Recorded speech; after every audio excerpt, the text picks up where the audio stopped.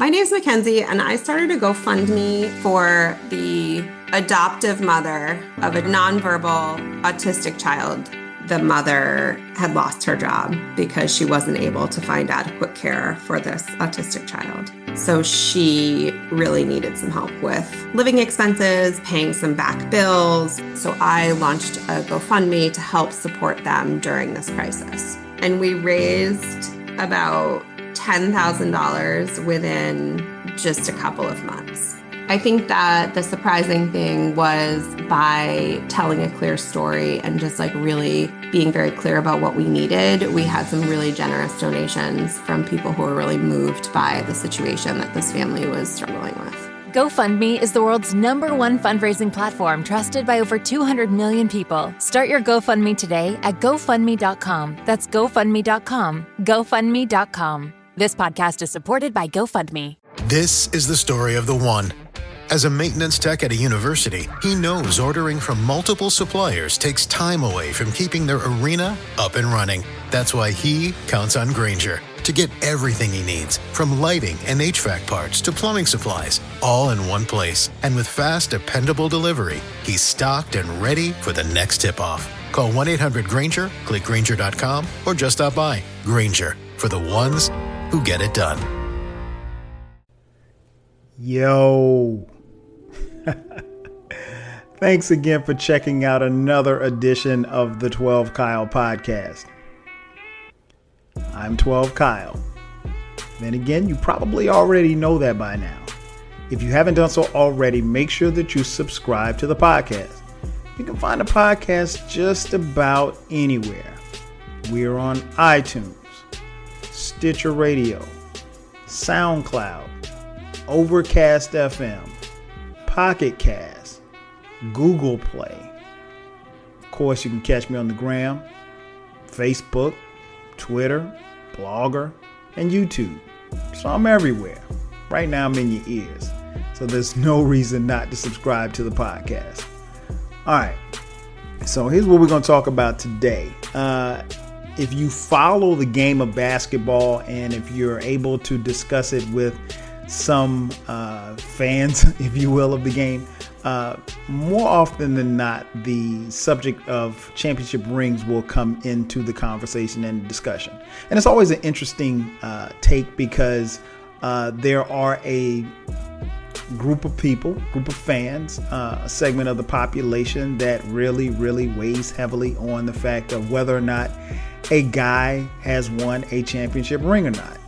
And in this case, when I say ring, we're talking about NBA championship. So I think it's really interesting when you think about it, when you think about over the period of time. This is the thing that we're in what I call right now the ring culture, where people really either respect or disrespect cats who don't have rings. I'll say this much about NBA championships and NBA rings. All of this ring talk is Jordan's fault. You got to blame Michael Jordan for this because he won 6 rings and he is the standard bearer for this discussion. Now, Jordan doesn't, or at least from afar, it doesn't appear to be that he rubs his rings in people's faces. Nonetheless, the crowd or the fans or the nation or whatever you want to call it of Michael Jordan, they kind of adapted to this ring culture. So it became a issue, especially as the generation and generations that came behind Jordan, as guys started to separate themselves as far as winners and losers and rings. And you had the Kobe's and you had the LeBrons and so forth and so on. So there's been a lot of discussion, particularly here lately, about rings and legacy and all of this stuff like that. So it got me to thinking, I said, you know what, man, let me put together a top 10 list, certified top 10 list of NBA players to never win a ring. First and foremost, let me start by saying that I don't think necessarily that a ring defines you, because these 10 guys that I'm going to name are all dope players, all great within their own rights, all Hall of Famers, in my eyes.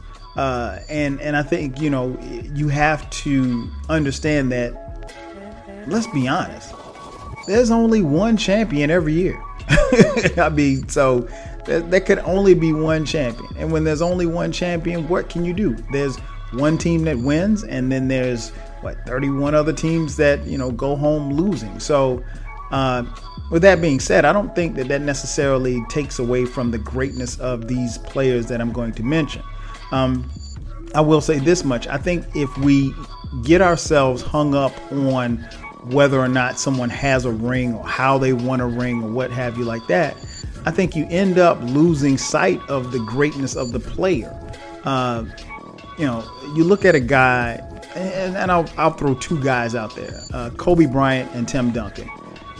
Definitely future Hall of Famers.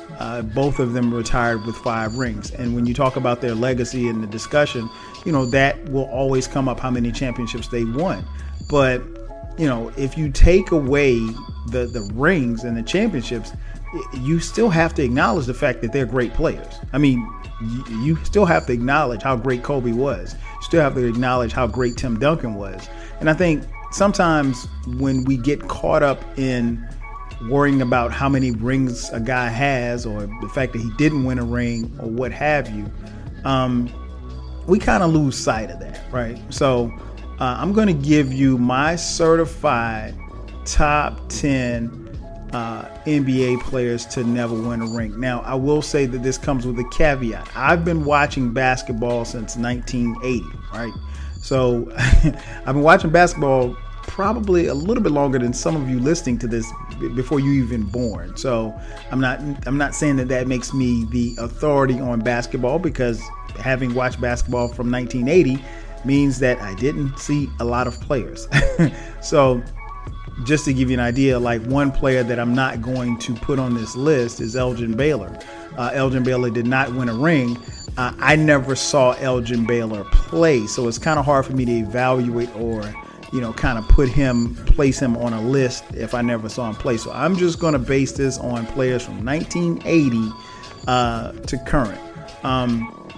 And also, I'm not going to include any players that are currently playing, because I could do this podcast today and, somebody who's playing today could possibly win a ring, next year. I don't know. So I will mention them at the end, but just for the sake of this argument or this discussion, again, I didn't see guys like Elgin Baylor play. Elgin Baylor retired in, I want to say 1972, which is the same year I was born. So never saw him play. So I can't bring him into the discussion as far as great players to never win an NBA title. And again, certified top 10. And I think personally, I still hold these players in very, very high regard, regardless of whether or not they won a ring or not, because I think there's some mitigating circumstances to all of them, as to why they didn't win a ring. And I'll talk about that as well in this podcast. Okay. So here we go. Certified top 10 NBA players to never win a NBA title. All right. So number 10, Chris Webber. Chris Webber, primarily known, he played in different places, but I remember the best years from Chris Webber were in Sacramento.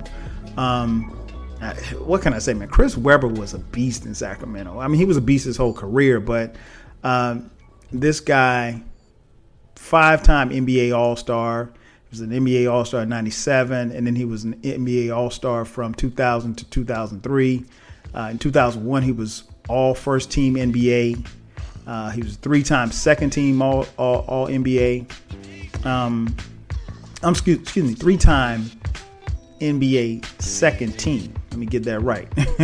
And then he made the All-NBA third team once. He was the NBA Rookie of the Year in 94. He actually led the NBA in rebounding in 1999. Man, Webber, I think when you look at why he did not win a ring, there's a couple of things, right? when he was with the Kings, the closest he got was Game 7 of the Western Conference Finals, if I'm not mistaken, against the Lakers. They just couldn't get over the hump. And I think this is going to be a reoccurring theme that you hear in this podcast about guys who couldn't get over the hump and the reasons why. I mean, the two biggest reasons why Chris Webber did not win a title was Shaquille O'Neal and Kobe Bryant. And those Sacramento teams that Chris Webber had with Mike Bibby, Peja Stojakovic, those guys, they were a great team. But, they just couldn't get it done. I mean, it's early 2000s. It was just one of those things where you just couldn't get over the hump. And I don't know if it was something psychological. And I would wonder, and I would ask Chris Webber if I ever got a chance to ask him if he thought that it was something psychological that they couldn't get over the hump as far as LA was concerned. But they pushed them. Man, they pushed the Lakers, the Lakers in their prime to the limit. Just couldn't get over the hump. And then the other reason why Chris Webber never won a ring was because injuries. I mean, he had a devastating, almost career-threatening knee injury, which required microscopic fracture. I think that's what they call it. Microfracture. And so he had the microfracture surgery, and that is it's very devastating when it comes to NBA players and NFL players for that matter. And so he lost a little bit of lift on his jumper. He lost a little bit of, being able to move laterally. But Chris Webber had a great mid-range shot, very good passer, very smart player as well. Just couldn't get it done, man. So he comes in on the list at number 10. His statistics, he averaged 20.7 points a game, 9.8 rebounds a game, and 4.2 assists. So, the numbers show that he was a great player. Unfortunately, did not win a ring, so he winds up at number 10. Number 9, Steve Nash. Man, when I say ball player, Steve Nash was a ball player, man. Steve Nash was, he was incredible. And I know Steve Nash catches a lot of flack. Just to give you an idea, he won the MVP twice in 2005 and 2006. And some would say via controversy, but he won the MVP twice. He was an 8-time All-Star, 3-time All-NBA first team, 2-time All-NBA second team, 2-time All-NBA third team. He was the NBA leader in assists 5 times. He also participated in the NBA Skills Challenge and won that championship twice in 2005 and 2010. He was also named the J. Walter Kennedy Citizenship Award in 2007. So, hey, man. Steve Nash did it all. Steve Nash played on multiple teams, but primarily known for his time with the Suns, because I think that's where he spent the most time with. But he had the MVP trophies. And to be honest, watching the teams that he played for with the Phoenix Suns, he played on some very good teams, and they were very much fun to watch. They got up and down the floor. He was a floor general, wizard with the basketball. Nash was deceptively quick. He could get past you. Why did Nash not win a ring? I think injuries, not just to Nash, but to his team. Nash was pretty durable for the most part, but he had injuries to, I think one year, Amari Stoudemire got hurt. Joe Johnson was on a team, one of his teams that got hurt. Amari Stoudemire got suspended in, I think it was 2007 against the Spurs. And that team probably was the best team that he had to make a run. Even those MVP years, Nash, was on some very good teams, but they couldn't get over the hump. I just, looking back on it, I don't know if Nash necessarily had enough talent around him. And that's not making any excuses. I'm just being real with you. I just don't know if Nash had enough talent around him. Now, some would say, well, hey, he had enough talent to win 2 MVPs, because obviously you don't win the MVP by yourself. But, that will always be a knock because Nash never made it to the finals. And here he is, the 2-time MVP. And you'll have sports fans that say, well, Nash was a 2-time MVP and he never made it to the finals. I mean, who cares? I mean, it is what it is. I mean, I think, you have to go back and look at the voting in 2005 and 2006 as to how and why Nash got the MVP. That being said, I think he's still a great player. He just recently retired a few years ago, so he's a certified Hall of Famer. I think you can't deny his impact on players of today like Steph Curry and Kyrie Irving. So you say what you want about Nash, didn't get it done. Great player nonetheless. He comes in at number 9. Number 8, Bernard King. My man BK. Bernard King, man, what can I say about Bernard King? Bernard King was a scoring machine. He played in the late 70s to mid 80s. Actually, I think he retired in the early 90s. Let me run it down for him. Bernard King. Oh, let me backtrack. Let me give you Steve Nash's stats for those of you out there listening. Steve Nash had, as far as his points, he averaged 14.3 points a game, assists 8.5 a game, and he had 3 rebounds a game. So, he was going to bring it pretty much every night. All right, now back to Bernard King. Bernard King, like I said, man, scoring machine. He averaged 22.5 points a game, 5.8 rebounds a game, 3.3 assists per game. BK was a 4-time All-Star, making an All-Star team in 82, 84, 85, and 91. 2-time NBA first team in 84 and 85. All NBA second team, all NBA third team, all rookie team in 1978. And in 1985, he was the NBA scoring champion. The scoring champion in 85, BK Bernard King. That year, he averaged 32.9 points a game. And then at the age of 34, he averaged 28.4 points a game. I mean, he was a scoring machine, man. There was no place that he couldn't make a shot from on the court.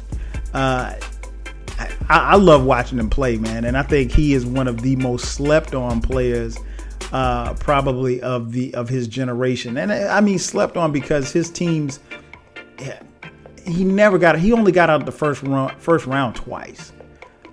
So you never saw him on the big stage. You never saw him in the NBA finals or what have you. So I think, again, not only does he not have a ring, but he doesn't have a lot of playoff success. And I'm gonna be honest, particularly the teams that he played with the Knicks, they weren't. I mean, he just didn't have a lot. It was just him. I mean, like, he had to score because there really wasn't a lot of talent around him.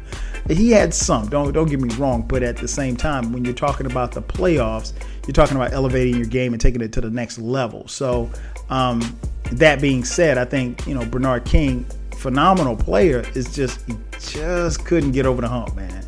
Just couldn't get over the hump. And again, through no fault of his own, I just think there just wasn't. When you look at, do yourself a favor, go back and look at some of those rosters on the teams that he played with the Knicks. It just wasn't, he didn't have that 1-2-3 punch or what have you, or a deep bench. And again, that doesn't take away from what he did individually, because as I mentioned, he was a scoring machine. I mean, in 85 to average 32.9, that's unheard of.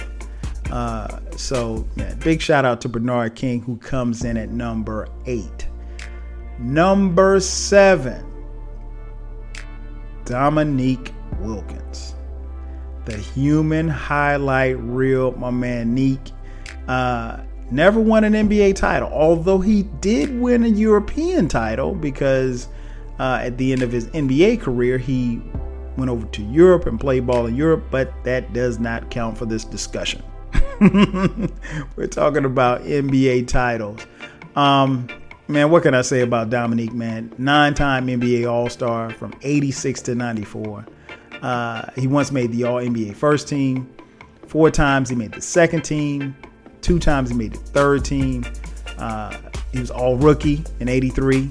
And, of course, he was the scoring champion in 1986. So, I mean, Neek could fill it up, man. I mean, you got to get – let me stop right there. You got to give props to anybody who could lead the league in scoring in the 80s because let me tell you something. It wasn't that easy to score, first and foremost. 2-time slam dunk champion in 85 and 90. And he got robbed in 88. Yeah, I said it.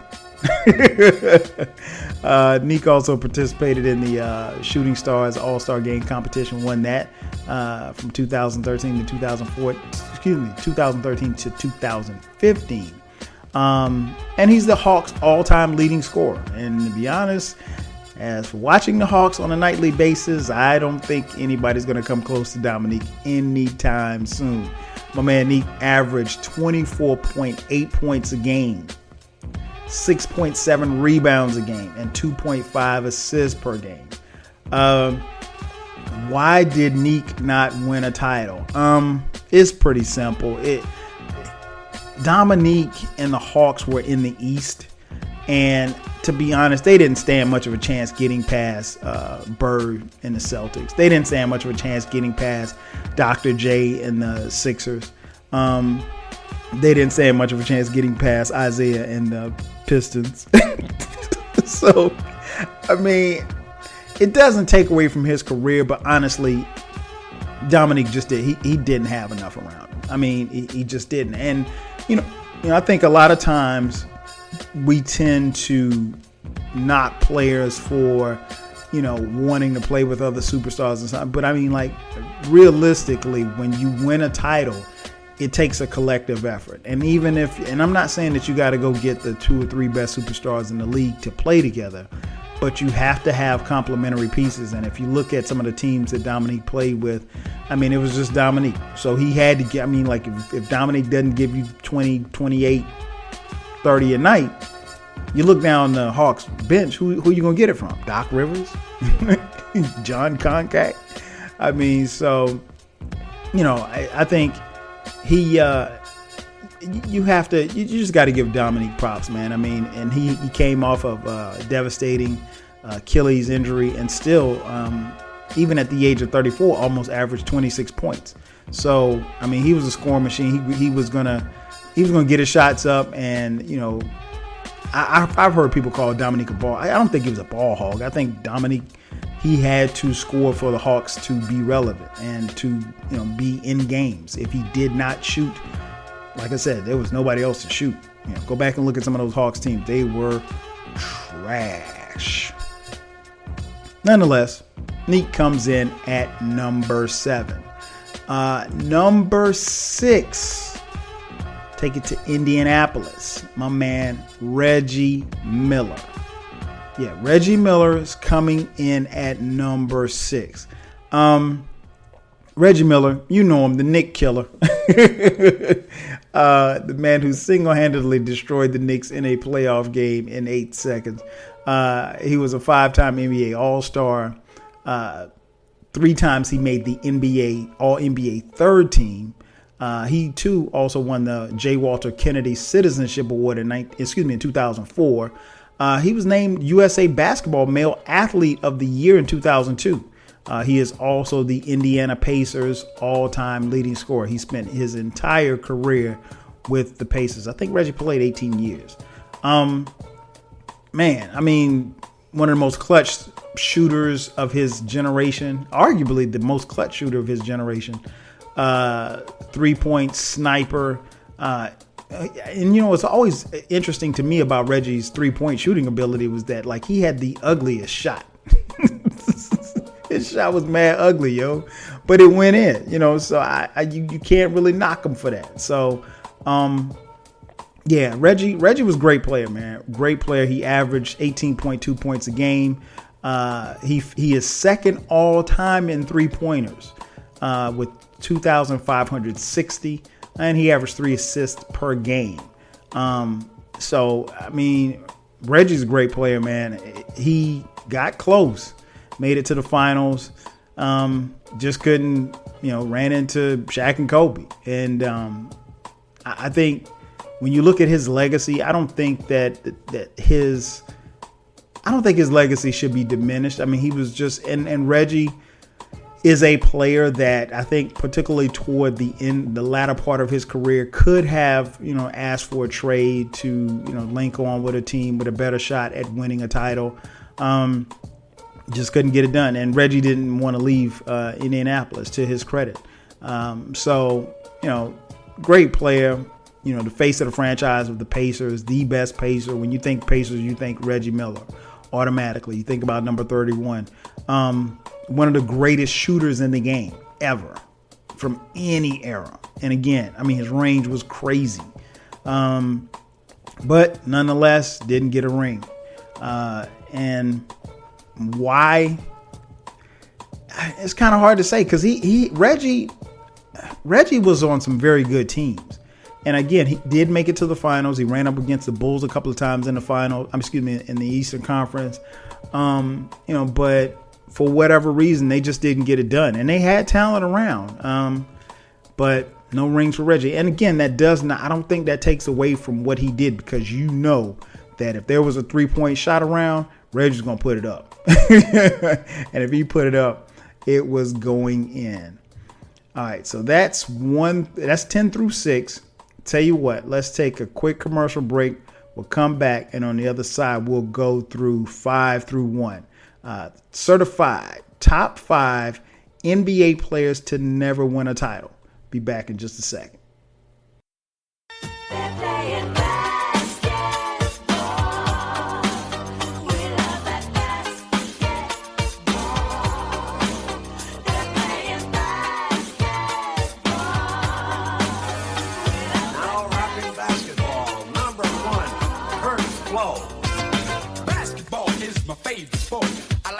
Dribble up and down the court, just like I'm the king on the microphone. So it's Dr. J and Moses Malone. I like slam dunks and taking it to the hoop. My favorite play is the alley oop. I like the pick and roll, I like the give and go, cause it's basketball or Mr. Curtis Blow.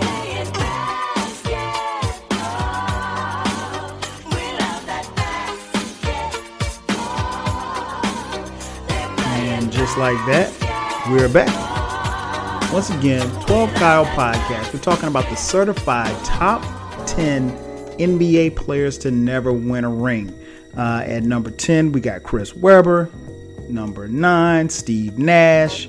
Number 8, Bernard King. Number 7, the human highlight reel, Dominique Wilkins. And at number 6, Reggie Miller. Number 5, John Stockton. Man, John Stockton was a beast. And I think when you look at him, and he was a guy that was very unheralded coming out of college.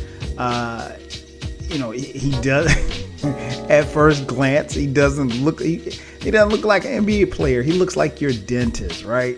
So there's nothing about him that screams NBA player, but John Stockton is the man. First and foremost, 10-time All-Star. He was also a game MVP in 1993.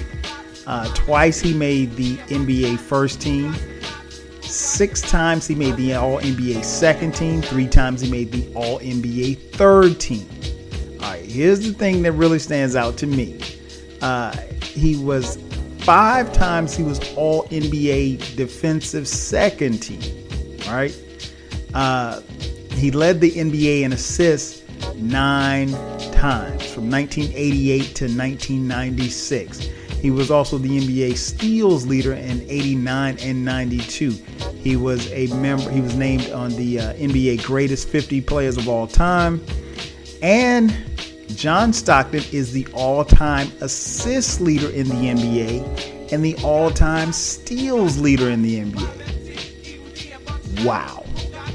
Let me say that again. The all-time assist leader and the all-time steals leader in the NBA. And John Stockton does not have a ring. Incredible player. I've heard some people call him a dirty player. I wouldn't call Stockton dirty. I thought Stockton was a good player. I don't think he played dirty or anything like that. At least not to me, from what I could see. Watched a lot of his games or what have you growing up. I think one of the things that always stood out to me about Stockton was Stockton did whatever he had to do to get the job done. Obviously, he was a pass first point guard. But he could get buckets. He could, fill up his stat sheet, and he played defense. A lot of his steals, some of them were, straight up steals, but a lot of it was off the ball. But nonetheless, John Stockton, he played on both ends of the floor, and he doesn't have the reputation as a quote unquote lockdown defender. Because in the 80s, in the 80s and 90s, you weren't really necessarily locking somebody down, but I don't think that you become the all-time tongue-tied here. I don't think that you become the all-time steals leader without, playing some defense. He averaged 13.1 points a game, averaged 10.5 assists. So he averaged the double-double. And then he averaged 2.2 steals per game at 3,265 steals in his career. Incredible. Why did Stockton not win a title? Stockton played he played his entire career in Utah. Obviously 2 years back to back, they made it to the NBA Finals and ran up against Michael Jordan and Scottie Pippen and Phil Jackson, and they did not get it done. Does not diminish anything that this man has accomplished. To say Jordan knocked you off, hey, Jordan knocked a lot of people. He knocked a lot of people out of the mix. But yeah, man, John Stockton, incredible player. Great guy too. Great guy as well. Number 4, Patrick Ewing, New York Knicks. Man, what can I say about Patrick Ewing? Patrick Ewing arguably was probably, when I was coming up, man, Patrick Ewing was like the premier big man. Like I just, I'm not a big man, so, but when I would watch big man, when you wanted to watch a big man back to the basket play, Patrick Ewing was that guy, man. Obviously, he was the very much heralded coming out of Georgetown, the number 1 draft pick to the New York Knicks. He was an 11-time All-Star, made the NBA first team once, 6 times he made the All-NBA second team, 3-time All-NBA defensive second team. He was obviously the Rookie of the Year in 1996.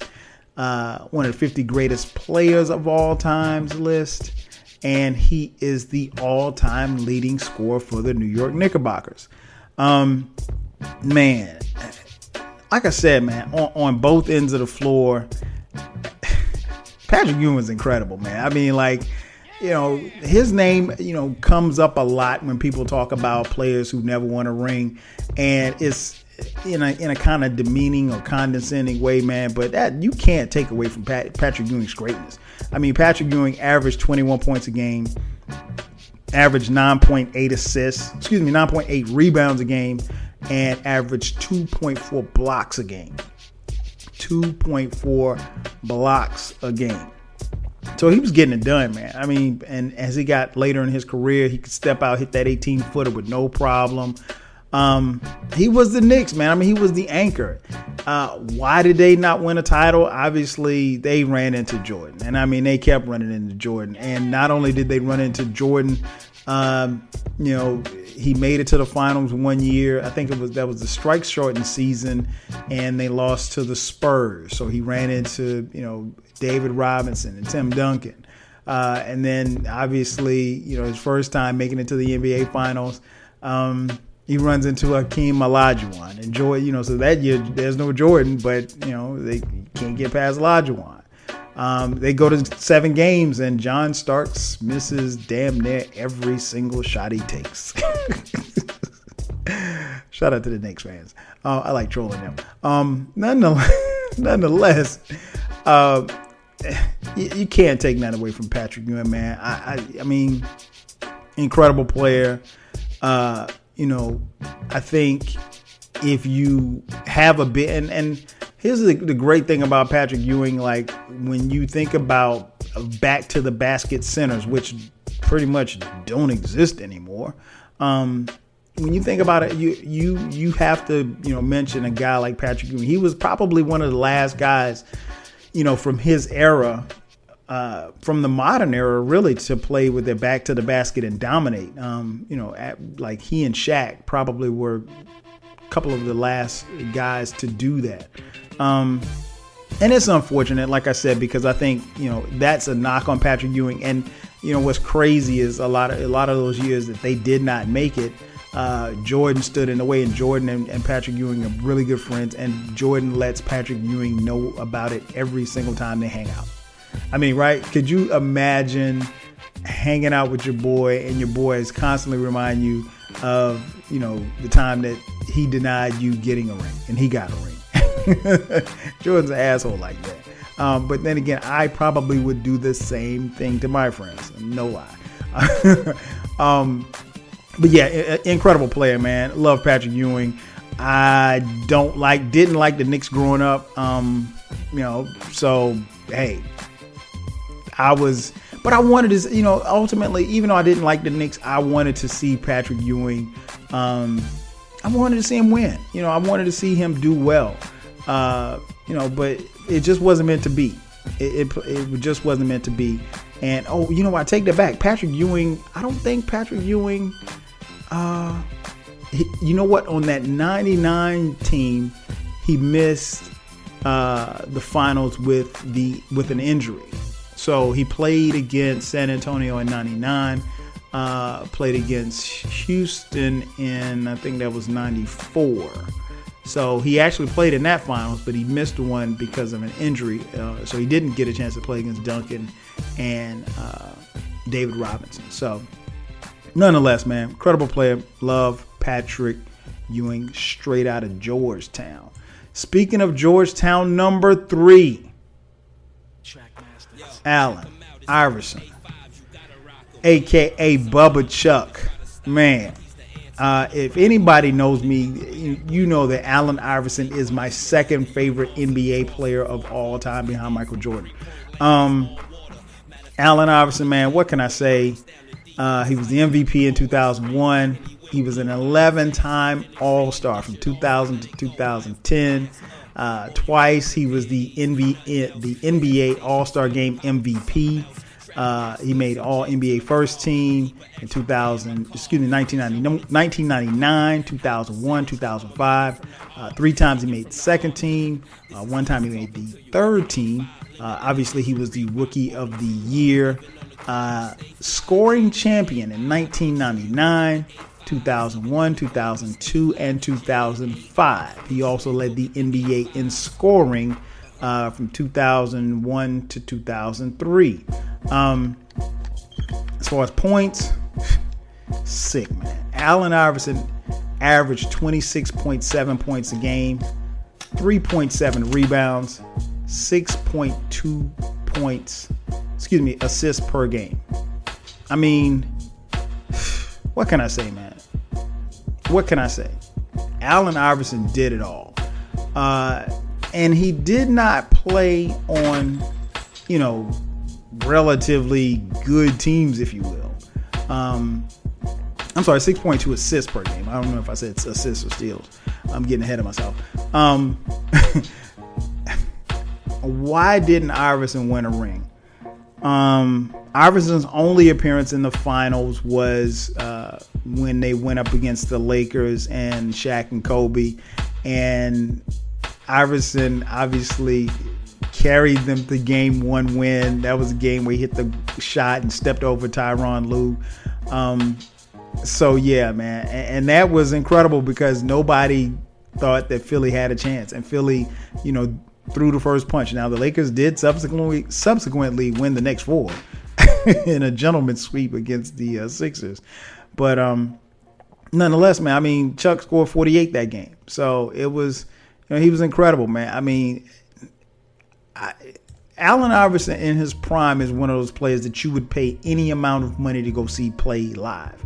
And I saw him play in person. And I mean, he was incredible on a night-to-night basis. He always said, hey, I'm going to leave it on the floor, play every game like it's my last. And that's exactly what he did. And it's unfortunate that it did not result in a title. I think why he did not win a ring, obviously he played on some bad teams. And, I think he probably could have, if he would have adjusted his game, and I don't know, and he probably could have played for another team in a lesser role. But I think Iverson, particularly when he was in his prime and even on the backside of his prime, he still felt like he could, give you 25, 26 a night. And he could. So there was no denying in that. And I think, part of the issue was that they never really had the kind of players to complement his game. And I think that was something that Philadelphia was constantly looking for, but, for whatever reason, I mean, because they had players. They had, guys like Stackhouse to play with him, Larry Hughes. So they had young talent to play with him. It's just, for whatever reason, it did not work. It did not mesh his game and his style, and, Larry Brown. So it just didn't happen for Iverson. Nonetheless, man, I mean, pound for pound, the hardest player, the best, to me, pound for pound, the best player to ever play in the NBA, period. Pound for pound, because Allen Iverson is probably barely 6 feet tall. He's probably barely 180 pounds, soaking wet, rocks in his pocket.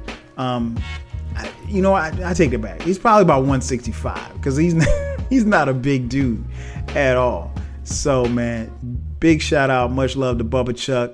Does not take away from his legacy. He's just recently inducted to the NBA Hall of Fame. So, much love to him.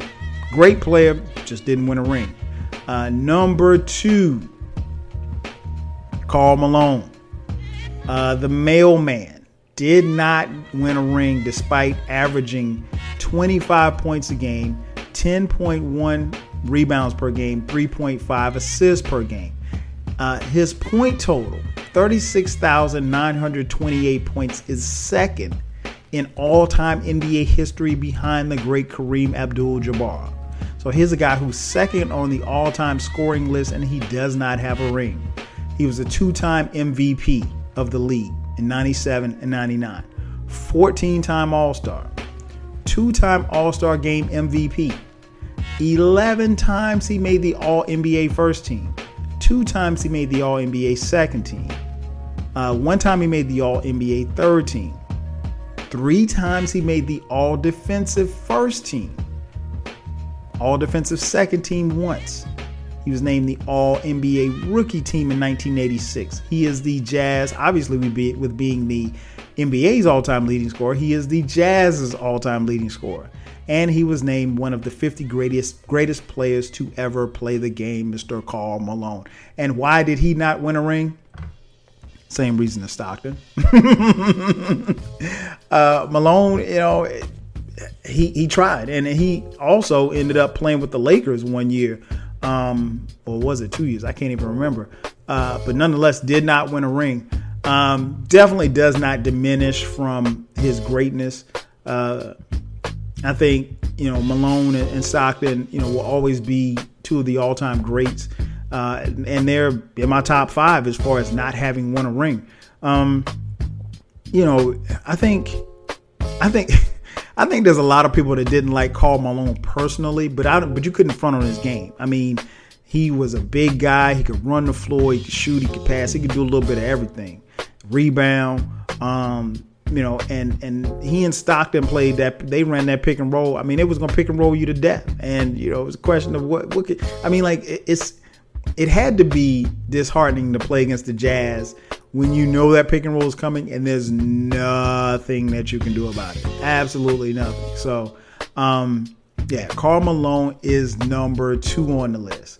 And number 1, the guy who names always come up, and I got him number 1 on my list, greatest NBA players to never win a championship ring, Charles Barkley.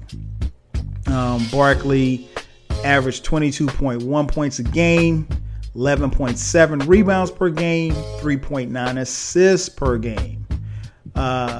He was the MVP in 1993 and 11-time All-Star from 87 to 97. He was named the All-Star Game MVP in 1991. All-NBA first team 5 times, All-NBA second team 5 times. He made the All-NBA third team 1 time. He was named to the rookie team in 1985. He is the NBA rebounding leader. He led the NBA in rebounds in 1987. And he, too, was named to the NBA's 50 greatest players of all time. What can you say about Sir Charles? People either like Charles or they hate him. There's really no in between. And that has nothing to do with his basketball prowess. That has to do with everything that comes out of his mouth. And it's always been like that. And even with Barkley being on TV, nowadays it's the same thing. But we're talking strictly basketball here. I think Barkley was a guy that, they had Barkley listed at 6'6". Realistically, he was probably about 6'4". And he would go in there and bang, man. He would on a night-to-night basis, and he could run the floor, especially early in his career. He could run the floor like a gazelle. He could jump. He'd dunk on you. He'd block shots. Charles did everything on a night-to-night basis. Those years in Philadelphia were tough because he didn't. He came to the Sixers. I think Dr. J was still there. Moses Malone were there. They were on the downside of their careers. And, he was supposed to resurrect the Sixers. Didn't happen. Went to Phoenix. Charles bounced around. In fact, if I look at this list, only John Stockton and Reggie Miller are the only players on this certified top 10 list that stayed with one team their entire careers, which I think is interesting, which goes back to what I mentioned at the beginning, is that a lot of times players are criticized for quote unquote chasing rings. And I don't necessarily know that any of these players that I mentioned chased rings necessarily when they went from team to team. Barkley definitely chased rings. He definitely chased a chance to play for a title. And I don't begrudge great players for doing that. There's a segment of sports fans that, they hate on that. It's just not. My thing is this: at the end of the day, people remember champions, and I've just given you a list of 10 guys who didn't win championships, and they're not necessarily held in the same regard. And I don't think that that's fair, because I think that does not take away from their greatness. Charles Barkley was an incredible player. He made it to the NBA Finals once, and ran up against his buddy Michael Jordan, and Jordan beat him in 6 games. And it was just, and that was, ironically, that was the same year that in 1993 where Barkley won the MVP. So, Phoenix, if I'm not mistaken, Phoenix has the best record in the league, and, Jordan and his guys, they win the third of their first three-peat. So, it just didn't happen for Charles, and it wasn't because of his lack of effort. He did everything he could to try to bring a championship to Phoenix. Again, Jordan was in the way. Jordan was in the way for a lot of guys. Kobe and Shaq were in the way for a lot of guys. And that's what happens when you have dynasties from time to time. Isaiah and his guys were in the way for some teams as well. So, it just happened. It happened. And that does not diminish the lack of greatness of these players. Now, I wrote down a couple of people's names who at the time of this recording don't have rings. And, we come back and, 10 years, or let's say 5 years later, they may still be on this list. I'm not even sure. But these are players who don't have rings. I think, let's see, two of the players. Let me go ahead and name 2 that did not make my list, and I'm going to put them down as honorable mention. Now, their playing careers are over. The great Alex English, mostly known from his time in Denver, phenomenal player, just didn't win a ring. The Iceman, George Gervin, one thing he could do was finger roll. Iceman does not have a ring. Now, some of the current players that are playing as of the time of this recording that don't have rings: Vince Carter, Tracy McGrady. Well, Tracy McGrady's not playing. I'm sorry. So he could have been in the other list. Tracy McGrady, no rings. Great player. Carmelo Anthony. Chris Paul. Russell Westbrook. Kevin Durant. All great players, don't have rings, and unfortunately, particularly for those guys who I mentioned who are current players, they're subject to this ring discussion, and they're subject to this ring discussion from sports fans. And unfortunately, there's a segment of the population of the sports fans that will hold this against them, given the fact that they don't have rings, and you can make a case that they may never get a ring.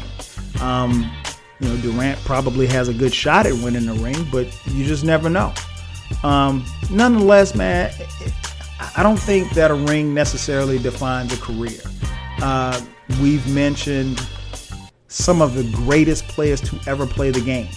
I've given you their stats. I've given you their accomplishments. They are all, with the exception, I think, of Chris Webber, they're all in the Basketball Hall of Fame, or will be headed to the Basketball Hall of Fame. And I think Chris Webber probably will get in as well. So that doesn't diminish what they've done. You got to keep in mind, basketball is a team sport. It's not golf. It's not tennis. So if you're a star, you're supposed to propel your team to the next level. But not everybody can do it. And at the end of the day, I think one thing we as sports fans have to understand, there's only one champion. And sometimes finishing second, it ain't the end of the world, particularly if you're a great player. Thanks again for checking out the podcast. I'm your boy 12 Kyle. I'll holler at you next time. 5,000. When you manage procurement for multiple facilities, every order matters. But when it's for a hospital system, they matter even more. Grainger gets it and knows there's no time for managing multiple suppliers and no room for shipping delays. That's why Grainger offers millions of products in fast, dependable delivery, so you can keep your facility stocked, safe, and running smoothly. Call 1-800-GRAINGER, click Grainger.com, or just stop by. Grainger, for the ones who get it done. If you work in university maintenance, Grainger considers you an MVP because your playbook ensures your arena is always ready for tip-off.